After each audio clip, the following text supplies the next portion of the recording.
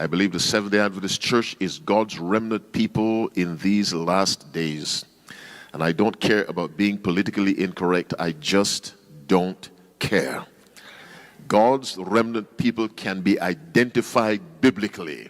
And one of the identifying marks is they keep the commandments of God, all 10. And so I thank God for this church and for what it has meant to me. And my prayer for you is that you will remain faithful to the truth no matter what other people do. Whether that other person is your spouse, your mother, your father, your cousin, your friend, your enemy, do not ever leave this church for any reason. Jesus said in John 6:70, have I not chosen you 12? One of you is a devil. Jesus had a devil among the 12 disciples, but the disciples were still the early church. Are you following me? The church does not cease to be God's church because there are devils in it. The place to find devils is in the church. Devils don't waste time going to the casino and to bars and to whorehouses. The devil already has those places. The devils come to church. And so even though your pastor may be a well-dressed hypocrite, you are still in God's remnant church. Are you following me?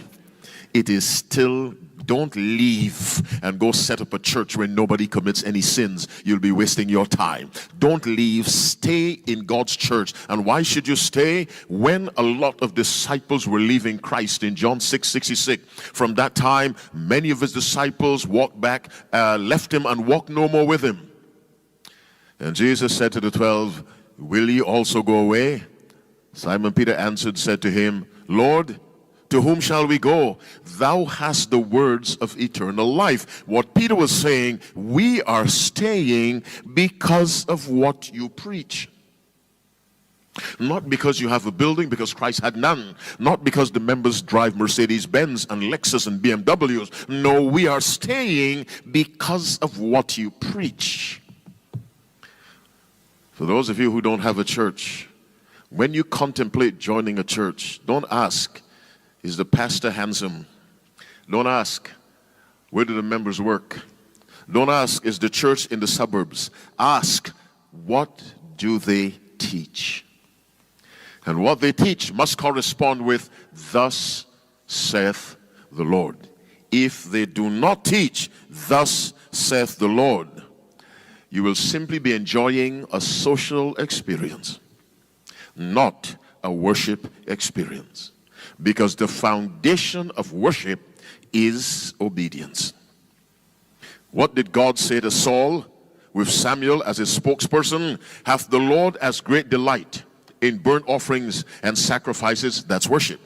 As in obeying the voice of the Lord.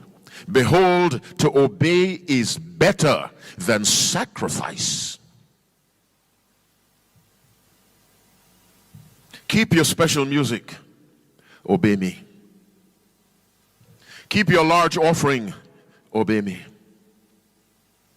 Obedience is better than sacrifice. And let me say one other thing that may cause you a little concussion. Obedience is better than sacrifice to the extent that obedience is preferable to any sacrifice, including the sacrifice of Christ.